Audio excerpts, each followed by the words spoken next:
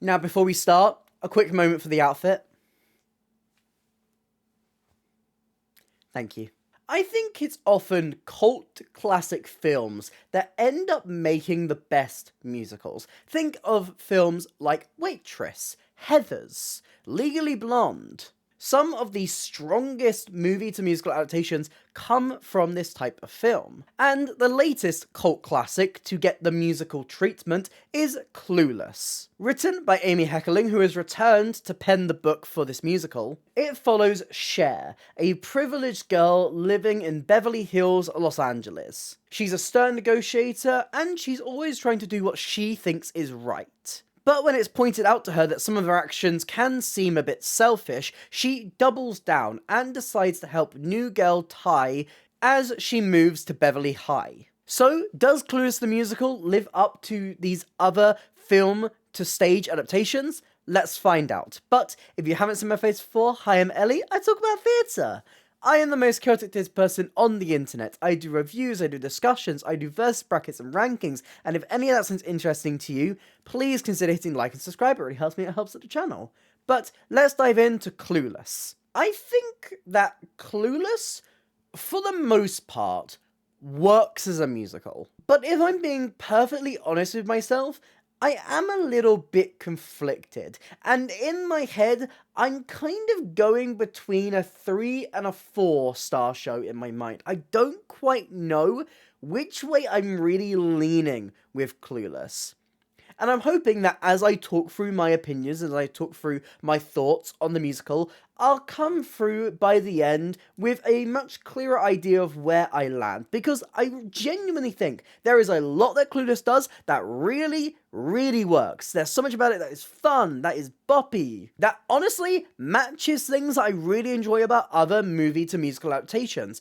But there are certain things about it that I do feel hold it back. Let's start by speaking about the story and talking a little bit about the adaptation, because Clueless generally is very, very faithful to the original film. Now, obviously, this makes a lot of sense when you remember that it is the same book writer who wrote the screenplay, so this faithfulness is fair enough. However, I do feel like the basic plot structure of Clueless doesn't really naturally fit musical theatre, and this does make the pace of the musical feel a little bit odd in places. I think this especially hurts Act 1, because Act 1 is basically all set up. Spoilers for a film that came out, like, I think 40 years ago it is now. But Clueless does kind of jump around a couple of different plot points. You have the main plot point that they follow in Act 1, that is the Ty storyline. Cher taking this new girl under her wing and not quite realizing and being a bit naive to the fact that she actually would fit in with a couple of the other groups around the school, and kind of shuts down a lot of the friendships that she could make there. Friendships and people that she would probably really get along with. That also leads into a lot of plot points with Elton, this relationship that Cher is trying to push Ty into, but Elton's true intentions and who he actually likes. There's the start of the relationship with Josh. Josh is the son of an ex-wife of Cher's dad, which is a really odd way to phrase that, but you know what, let's go with it. He's an older college student, and he's very hypercritical of Cher. He sees through a lot of her act, but really is actually quite drawn to Cher. And as well as that in Act 1, there's also plot beats about Cher trying to improve her grades. Not by studying or actually improving at her school subjects, but by pushing 2 of her teachers to fall in love, therefore making them happier and also improving their grades in the process. There's subplots about Cher learning to drive, there's subplots here, there, everywhere, and it feels like a lot of this act just kind of sets things up. Which is okay, that's fair enough, but in musical theatre there is a very traditional 3-act structure. Not every musical follows this. I mean, if we want to look at other musical adaptations, Groundhog Day doesn't really follow this, due to the nature of the cycle of that musical. Into the Woods is technically a 2-act structure, but overall Clueless doesn't really feel like it's really going anywhere. Not to say that as a criticism, but it's more a slice of life in a way. Yes, there's the through line of the musical being the Thai storyline, but it also tackles a lot of the different day-to-day of Cher's life. And this is why I feel like Act 2 actually is a little bit stronger than Act 1 in this way, because once you've gotten through that, once you've spent Act 1 setting all that up, seeing the start of Cher's realization and almost redemption in a way, Act 2 can kind of hit the ground running a little bit more. It's very rare that we find ourselves having a musical where the second act feels like the stronger act, but Clueless feels like it does really come into its own in that act. I do feel like there are little things that it could do to tighten itself up and to better adjust this subject matter and the original source material to fit a stage adaptation. I'd like to compare the opening song in Heathers to what the first 10 minutes of the Clueless musical contains. The first song of Heathers, Beautiful, is a 7-minute eleganza extravaganza, right? It does something that the movie actually doesn't do, because if you watch the Heathers film, it actually starts after Veronica has joined the Heathers. The musical instead decides to spend its opening number showing us Veronica Sawyer before the Heathers, and how she eventually joins them. On film, this isn't really necessary, but it feels like a genuinely smart way to set up the world of this story when it comes to the musical. Musicals that often have a big opening number. The way that Heathers starts doesn't feel like a way that the musical starts, so the musical adjusts for this. How does this relate to Clueless? I feel like everything that happens in the first 15 minutes of Clueless should be the opening number. Because a lot of what they bring up in those first 15 minutes are just setting up who Cher is, what she's like, and her different personality traits. And it does this through how she manipulates her teachers into giving her a better grade. This feels more suited to be a quick opening number, getting through the motions to just introduce you more to Cher, than what this musical actually delivers, which feels like it stretches this moment a little bit too long. Something that works on screen, but doesn't feel like it works as amazingly well on stage. Because by the 20-minute mark, we're already into a completely different plot, and these teachers, not brought up again until the very end of the musical. It feels a little bit unnecessary to spend all of that time on this one idea that just really shows you who Cher is. They could do it a little bit more succinctly, so that we can have a little bit more time on the Thai storyline, which in parts of the musical doesn't really feel like it has enough time to fully breathe, alongside also setting up Josh and Cher, alongside also setting up Dion and her partner Murray, alongside setting up Cher's relationship with her dad, with her maid, with the different people around her, setting up a driving lesson. There's a lot this musical has to do in Act 1, and honestly, there's a lot of moments in there where it feels like it could possibly trim the fat. Because, on the whole, I think especially Act 1 feels like a film pacing. It feels like the pacing you get in a film which doesn't naturally work on stage. And it kind of jumps around all of these different plot points in quite a chaotic way. But it's interesting to discuss this, and discuss this in context of the musical, when it is just very faithful to what the film presents. But this is what happens when you are moving a story into a very different medium. Some things that may work on screen just because of the different demands of the genre, or because of how these things are stylized or how they're paced, can have giant effects if you don't make these adjustments. And I do think this musical would have been a little bit stronger overall if they had just addressed a few more of these shortcomings. Shortcomings that may not have been as obvious when you're making a film, but as you're taking it to a different medium, kind of come to the surface. I think because this plot jumps around so much, it does make the pacing feel a little bit weird at times. I'll speak more about Ty's storyline to show you what I mean, because Act 1 is very much focused on her. On Cher building her up, on Cher taking her under her wing, on the relationships that Cher is trying to basically guide her into. As Josh suggests in the musical, it's like she's playing with her Barbies, setting them up on play dates, trying to force them together and force them to kiss. And then Act 2, Ty just kind of disappears for a while and then comes back, gets this plot point that doesn't really feel like it has a natural resolution, as she brings up a crush towards the end of the musical that is never brought up again. I do think it's these little things that just make Clueless feel a little bit unpolished at times. And I do wonder whether a fresh pair of eyes looking onto the story may have been able to adjust it a little bit more, maybe working alongside Amy Heckerling. But while I can discuss those few shortcomings, at the end of the day, Clueless is fun. Yes, the plot is imperfect at points and doesn't always feel like it has enough time to give proper endings to each of its different storylines and to each of its characters. But honestly, I just really like watching this story from Cher's perspective. She has a really unique worldview that makes her really endearing. She kind of comes to the world with this privilege, but she's genuinely kind. And even if she's doing things that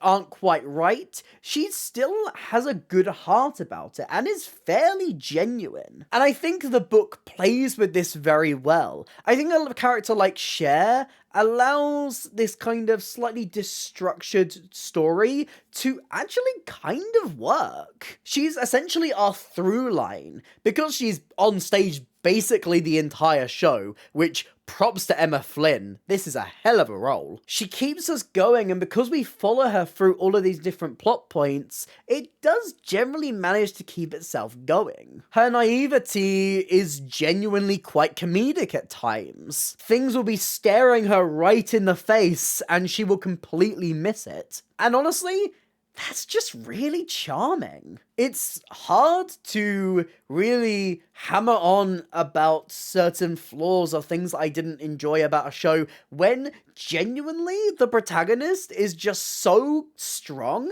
that I kind of want to forget a lot of it. I think her realizations towards the end are well earned.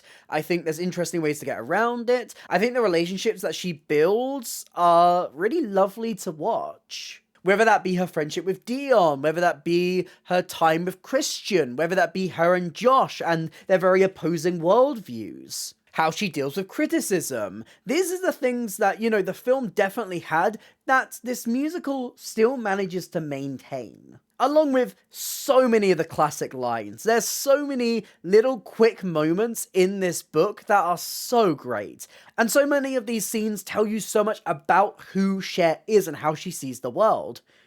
Her speech in the Speech and Debate Club is all about her father and all about these different things when it has absolutely nothing to do with that. But this is how she sees the world. And she manages to relate to these different things, to these experiences that she doesn't have, by looking at it from her own worldview and from her own perspective. The scene where she's mugged and she very happily gives up all of her objects, but the thing that she won't do is get on the ground because it's going to ruin her outfit. It shows you so much about who Cher is through what happens throughout the show. It's a fun but flawed book at the end of the day, but its clear strengths are its characters, especially Cher. But obviously, this is more than just the film or the book, because this is a musical. And honestly, I will say that this is one of the strongest movie to musical scores I've heard in a while. And I think a lot of that is down to KT Tunstall's score, because, oh my god. She has taken a lot of the style of music that Cher might have been listening to in the car as she drives along, and embedded that into the language of this music. And this translates into one of the boppiest and catchiest scores I've heard from a new musical in a while. There's so many fantastic moments within this score, and KT Tunstall's vibe feels evident throughout the entire thing as well. You can definitely tell that this is by the same person who wrote Suddenly I See. Her music is paired with Glenn Slater's lyrics that at times are a little bit simplistic, but always feel like they match the voice of the characters. Take this as an example. These are the first lyrics you hear in the musical Clueless. So for real, here's the deal, I'm a typical teen, if you know what I mean, like completely way normal. Is that Shakespeare? No. But that's how Cher talks. It takes her voice that is very well established from the film and allows it to breathe through a different style, for a musical style. I think the biggest highlight in this entire score, and a song that you can go and listen to right now, is Human Barbies. When I say that Human Barbies might be my favourite musical theatre song of like the past 5 years, I'm not joking. It is legitimately a straight up bop. It has this slight punk rock vibe to it, as it's sung by Josh, which takes us in a slightly different direction musically, as we've had a lot of upbeat and we've had a lot of like the typical 90s we'd expect, but we get a slightly different musical style that matches Josh more, and oh my god, it's so good. And while that is my favourite, that's not to say that there aren't other songs that live up to that in this musical. New Girl, lot of fun, really, really boppy. The Act 1 finale, Whatever, feels like a nice reflection moment from Cher to show us how she's changing and how she's growing, and her becoming slightly more aware of what she wants in life. Those little tiny hints of her, it's starting to almost click but not quite, of what she's really striving for here. There's a song called She's All That and a Bag of Chips, which is the song that I heard almost everyone singing as they left the theatre. That is a song that if you go see Clueless, that is inserting itself into your head. And obviously the finale, the title number, Clueless. A really beautiful moment that I feel sums up this show as a whole. I think there's been a trend recently where the scores of movie to musical adaptations have kind of let us down a little bit, at least here in the UK. But this is genuinely a score that could hold up on its own without the big IP it's attached to. It's boppy, it's catchy, it's fun, it matches the vibe of Clueless perfectly, and it definitely earns this musical a lot of brownie points. Then we can also speak about the staging, where firstly I want to mention the fact that I wonder if the Trafalgar Theatre is a little bit too small for Clueless. I feel like through a lot of the staging of this musical, which is quite fun, and I'll speak a lot about the set and the design work in the show that I really, really like, but it feels very squashed on this stage. I mean, literally, when the front curtain is down, they do not have enough space on that stage to properly set a bed. So somebody has to come out during the opening number while the stage is still dark and turn around the bed so it can fit on stage. And I think especially when we're launching into numbers like the club, when we're at the party, where we've got these big old set changes and these moments where we're hopping from location to location, it often feels like the musical wants to be on a bigger stage than it is. While this does limit them a lot, I do feel like they do a good job with the space that they've got. And they still manage to have a lot of the key moments reflected on stage. They have big dance numbers in clubs, even if a couple of characters have to kind of perch their way to the side or the front of the stage in order to fit everyone on there. And they make clever use of the full depth of the stage in order to do this as well. They also have a lot of fun with these small set changes as well, with the limitations actually leading to a lot of creativity. One of the key things that they do throughout this is by making certain set pieces from the previous scenes turn into the cars that they drive. A genuinely great idea that gets funnier and funnier the more chaotic the things slowly turning into cars become. It's a great ongoing gag throughout this piece, even if it might be born through certain limitations of the space and not being able to, have an entire car sat in the wings. This isn't the Adelphi, we can't have a giant DeLorean in the wing.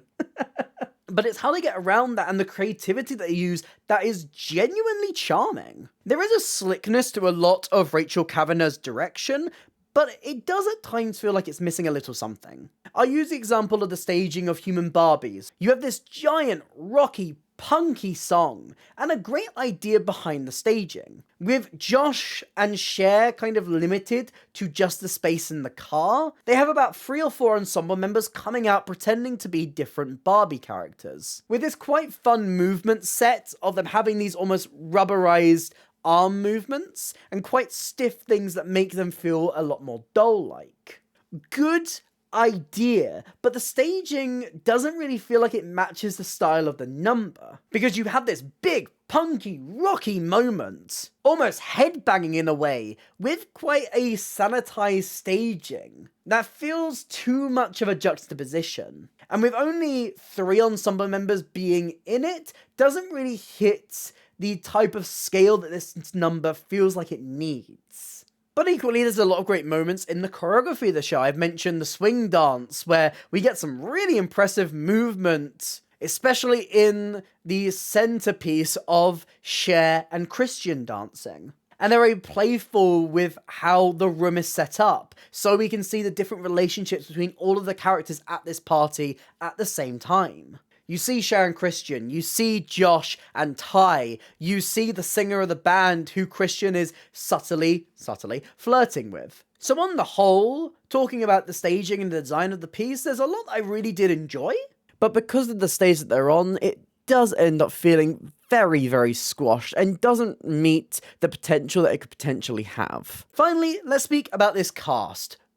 Talent across the board. I don't think there is anyone more perfect they could have got for Cher than Emma Flynn. Her portrayal is phenomenal. She embodies Cher so perfectly, and there's a lot that Cher has to do to work in this musical. Because not only has she got such demanding stage time, being on for practically the entire musical, constantly moving, constantly singing, constantly dancing, going full out in all of these moments, but she also has to keep you on side. You need to understand throughout this entire musical that Cher, despite not always doing the right thing, or the best thing, has very clear and fair and good intentions. And there's a real charm to Emma Flynn's portrayal of Cher that brings that perfectly across to the audience. Keelan Macaulay plays Josh, and he is a star. I think it's very interesting to see Josh's worldview and Cher's worldview in direct contrast. And even with different arguments they have with each other, even with the disagreements, it's very clear to an audience, thanks to this portrayal, that they both share a unique bond. Josh definitely has a little bit of a hard exterior, but it's very clear through little moments, little touches in the portrayal, the soft spot that Josh has for Cher. As well as Keelan Macaulay having so many great moments of vocal talent.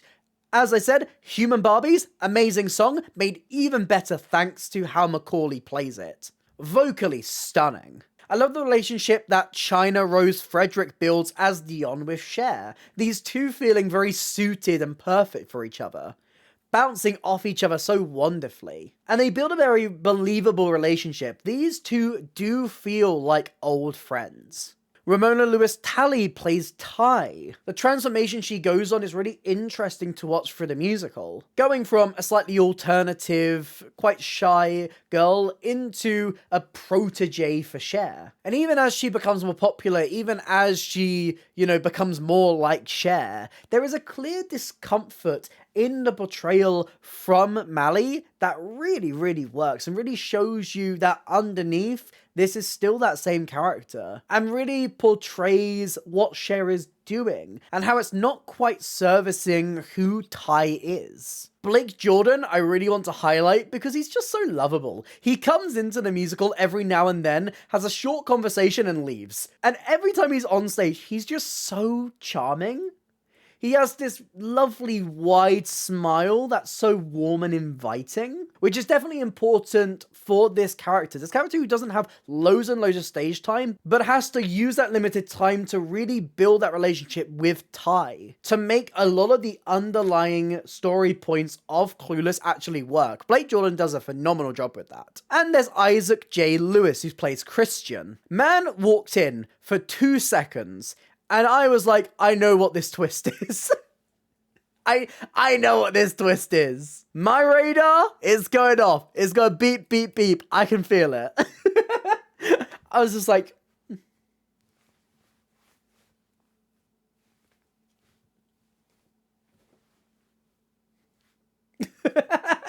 I really want to highlight Lewis's incredible dance skills. The swing dance that he does with Cher, incredible. And he genuinely gives quite an earnest portrayal as well, with this friendship that's built up with Emma Flynn's Cher. There's also great supporting performances throughout from Rabi Conde, who plays Murray, the boyfriend of Dion, the two of them having a very close bond, and both creating this fake drama for the school to be engaged with, which is a really funny gag. Imelda Warren Green plays about 50 different roles in this show, jumping between not just characters, but also age ranges as well. I knew that she was talented from her work previously on Kathy and Stella Solve a Murder, but it's really lovely to see her get such a variety here, bringing a lot of heart to every different role she plays, whether that be a big character like the teachers around the school, or the moments she gets as Lucy, the housekeeper. Ryan O'Donnell gets a similar track, playing a lot of the older male roles, going between Mr. Hall to Cher's dad, getting a very similar variety to Imelda Warren Green. And finally, there's Max Merzer, who plays Elton. This is a character you absolutely love to hate. He's just, for a lack of a better word, an absolute douche. And Merzer plays that perfectly. This cast is phenomenal, and matched with the extremely talented ensemble, bring a lot of their own takes to these iconic characters. So now we're at the end of the review. Where do I sit on Clueless? Because yes, I do think there are a lot of flaws with Clueless's adaptation here. Some of these just being from the fact that yes, it's a very faithful adaptation, and sometimes just taking a story and placing it on stage won't always work. But I think there is a lot of charm to Clueless that I feel like makes it stand up better than some other very faithful movie to musical adaptations. Yes, there's moments where the direction feels a little bit unambitious, but there's also a lot of great moments of choreography, some really fun moments of set reveals that match the tone of Clueless perfectly. And as well as that, it's got a really strong score. It's got a fantastically talented cast. And so many campy moments and funny one-liners that play with that original source material. So unlike the opening number of Clueless suggests, everything is not perfect with Clueless the musical, but there is a lot of charm that does make it quite a fun experience, especially if you are a fan of that original film. But what do you think? Have you seen Clueless? Let me know all your thoughts on this musical in the comments down below. If you did enjoy this video, please consider hitting like and subscribe. It really helps me, it helps out the channel. Here's some links to some other videos on screen right now, and a link to my Instagram if you'd like to drop me a follow over there, as I have other social links and a merch store in the description down below. But that's it for me today, and I hope to see you next time. Bye!